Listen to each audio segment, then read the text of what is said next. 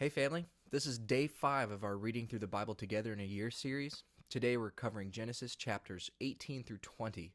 Now, yesterday we covered Abraham's covenant with God and the sign of the covenant, circumcision. And we also covered Hagar and the initial Abraham taking Hagar as a wife and it not going so well. So let's see where it goes today. Now the Lord came to him by the holy tree of Mamre, when he was seated in the doorway of his tent in the middle of the day. And lifting up his eyes, he saw 3 men before him, and seeing them, he went quickly to them from the door of the tent, and went down on his face to the earth, and said, My Lord, if now I have grace in your eyes, do not go away from your servant. Let me get water for washing your feet, and take your rest under the tree, and let me get a bit of bread to keep up your strength, and after that you may go on your way. For this is why you have come to your servant. And they said, Let it be so. Then Abraham went quickly into the tent, and said to Sarah, Get 3 measures of meal straight away, and make cakes. And running to the herd, he took a young ox, soft and fat, and gave it to the servant, and he quickly made it ready. And he took butter and milk and the young ox which he had made ready, and put it before them, waiting by them under the tree while they took food. And they said to him, Where is Sarah, your wife? And he said, She is in the tent. And he said, I will certainly come back to you in the spring, and Sarah your wife will have a son. And his words came to the ears of Sarah, who was at the back of the tent door. Now Avram and Sarah were very old, and Sarah was past the time for giving birth. And Sarah, laughing to herself, said, Now that I am used up, am I still to have pleasure, my husband himself being old? And the Lord said, Why is Sarah laughing and saying, Is it possible for me, being old, to give birth to a child? Is there any wonder in which the Lord is not able to do? At the time I said, In the spring I will come back to you, and Sarah will have a child. Then Sarah said, I was not laughing, for she was full of fear. And he said, No, but you were laughing. And the men went on from there in the direction of Sodom. And Abraham went with them on their way. And the Lord said, Am I to keep back from Abraham the knowledge of what I do, seeing that Abraham will certainly become a great and strong nation, and his name will be used by all the nations of the earth as a blessing? For I have made him mine, so that he may give orders to his children and those of his line after him, to keep the ways of the Lord, to do what is good and right, so that the Lord may do to Abraham as he has said.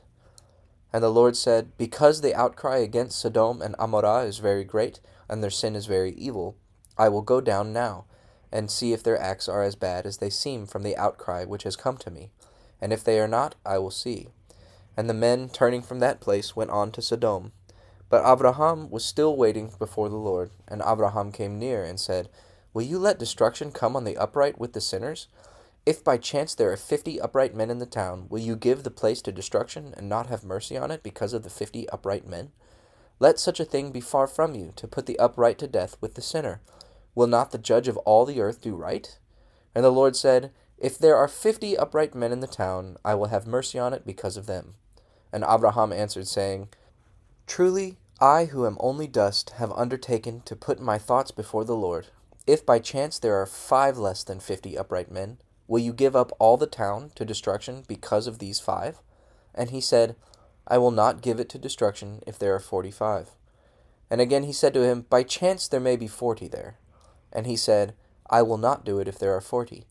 And he said, Let not the Lord be angry with me if I say, What if there are 30 there? And he said, I will not do it if there are 30. And he said, See now, I have undertaken to put my thoughts before the Lord. What if there are 20 there? And he said, I will have mercy because of the 20. And he said, Oh, let not the Lord be angry, and I will say only one word more. By chance there may be 10 there. And he said, I would have mercy because of the 10. And the Lord went on his way when his talk with Abraham was ended, and Abraham went back to his place. And at nightfall the 2 angels came to Sodom, and Lot was seated at the way into the town. And when he saw them, he got up and came before them, falling down on his face to the earth. And he said, My masters, come now into your servant's house, and take your rest there for the night, and let your feet be washed, and early in the morning you may go on your way. And they said, Not so, but we will take our night's rest in the street. But he made his request more strongly, so they went with him into the house, and he got food ready for them, and made unleavened bread, of which they took. But before they had gone to bed, the men of the town, all the men of Sodom, came round the house, young and old, from every part of town. And crying out to Lot, they said, Where are the men who came to your house this night? Send them out to us so that we may take our pleasure with them. And Lot went out to them in the doorway, shutting the door after him. And he said, My brothers, do not this evil. See now, I have 2 unmarried daughters. I will send them out to you, so that you may do to them whatever seems good to you. Only do nothing to these men, for this is why they have come under the shade of my roof. And they said, Give way there. This one man, they said, came here from a strange country, and will he now be our judge? Now we will do worse to you than to them. And pushing violently against Lot, they came near to get the door broken in. But the men put out their hands, and took Lot into the house to them, shutting the door again. But the men who were outside the door they made blind, all of them, small and great, so that they were tired out with looking for the door. Then the men said to Lot, Are there any others of your family here, sons-in-law or sons or daughters? Take them all out of this place, for we are about to send destruction on this place, because a great outcry against them has come to the ears of the Lord, and the Lord has sent us to put an end to the town. And Lot went out and said to his sons-in-law who were married to his daughters, Come, let us go out of this place, for the Lord is about to send destruction on the town. But his sons-in-law did not take him seriously. And when morning came, the angels did all in their power to make Lot go, saying, Get up quickly, and take your wife and your 2 daughters who are here, and go, for fear that you come to destruction in the punishment of the town. But while he was waiting, the men took him and his wife and his daughters by the hand, for the Lord had mercy on them, and put them outside the town. And when they had put them out, he said, Go for your life, without looking back or waiting in the lowland. Go quickly to the mountain, or you will come to destruction. And Lot said to them, Not so, O my lord. See now, your servant has had grace in your eyes, and great is your mercy in keeping my life from destruction. But I am not able to get as far as the mountain before evil overtakes me and death. This town now is near, and it is a little one. Oh, let me go there. Is it not a little one? So that my life may be safe. And he said, See, I have given you your request in this one thing more. I will not send destruction on this town. Go there quickly, for I am not able to do anything till you have come there. For this reason the town was named Zoar. The sun was up when Lot came to Zoar. Then the Lord sent fire and flaming smoke raining down from heaven on Sodom and Amorah, and he sent destruction on those towns, with all the lowland and all the people of those towns and every green thing in the land. But Lot's wife, looking back, became a pillar of salt. And Abraham got up early in the morning and went to the place where he had been talking with the Lord. And looking in the direction of Sodom and Amorah and the lowland, he saw the smoke of the land going up like the smoke of an oven. So it came about that when God sent destruction on the towns of the lowland, he kept his word to Abraham, and sent Lot safely away when he put an end to the towns where he was living. Then Lot went up out of Zoar to the mountain, and was living there with his 2 daughters, for fear kept him from living in Zoar, and he and his daughters made their living place in a hole in the rock. And the older daughter said to her sister, Our father is old, and there is no man to be a husband to us in the natural way. Come, let us give our father much wine, and we will go into his bed, so that we may have offspring by our father. And that night they made their father take much wine, and the older daughter went into his bed, and he had no knowledge of when she went in or when she went away. And on the day after, the older daughter said to the younger, Last night I was with my father. Let us make him take much wine this night again, and you go to him, so that we may have offspring by our father. And that night again they made their father take much wine, and the younger daughter went into his bed, and he had no knowledge of when she went in or when she went away. And so the 2 daughters of Lot were with child by their father, and the older daughter had a son, and she gave him the name Moab. He is the father of the Moabites to this day. And the younger had a son, and gave him the name Ben-Ami. For him come the children of Ammon to this day. And Abraham went on his way from there to the land of the south, and was living between Kadesh and Shur in Gerar.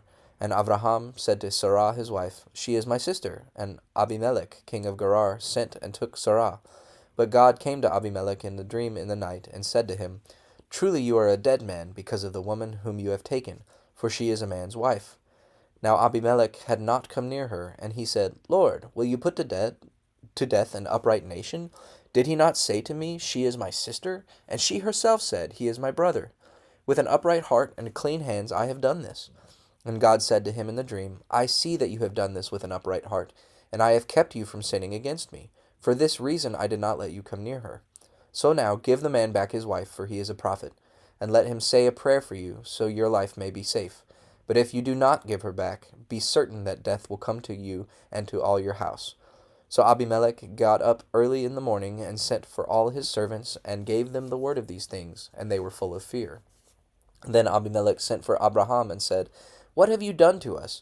What wrong have I done to you that you have put me and on my kingdom so great a sin? You have done to me things which are not to be done. And Abimelech said to Abraham, Why did you do this thing? And Abraham said, Because it seemed to me that there was no fear of God in this place, and that they might put me to death because of my wife. And, in fact, she is my sister, the daughter of my father, but not the daughter of my mother, and she became my wife. And when God sent me wandering from my father's house, I said to her, Let this be the sign of your love for me. Wherever we go, say of me, He is my brother. Then Abimelech gave to Abraham sheep and oxen and manservants and womanservants, and gave him back his wife Sarah. And Abimelech said, See, all my land is before you. Take whatever place seems good to you. And he said to Sarah, See, I have given to your brother 1,000 bits of silver, so that your wrong may be put right. Now your honor is clear in the eyes of all. Then Abraham made prayer to God, and God made Abimelech well again, and his wife and his womanservants, so that they had children.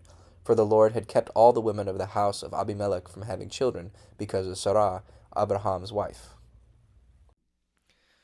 It's tough to come away from that story with any kind of encouragement. Most actions by all the characters don't seem very redeemable. However, take with you today and remember that when Abraham was pleading with God and trying to bargain for the cities of Sodom and Gomorrah not being destroyed, is every time Abraham would name a number, God quickly would say, Sure, I'll take mercy on him if there's that many. Just remember that God is quick to show mercy if indeed that is what the situation deserves. I hope you have a wonderful day.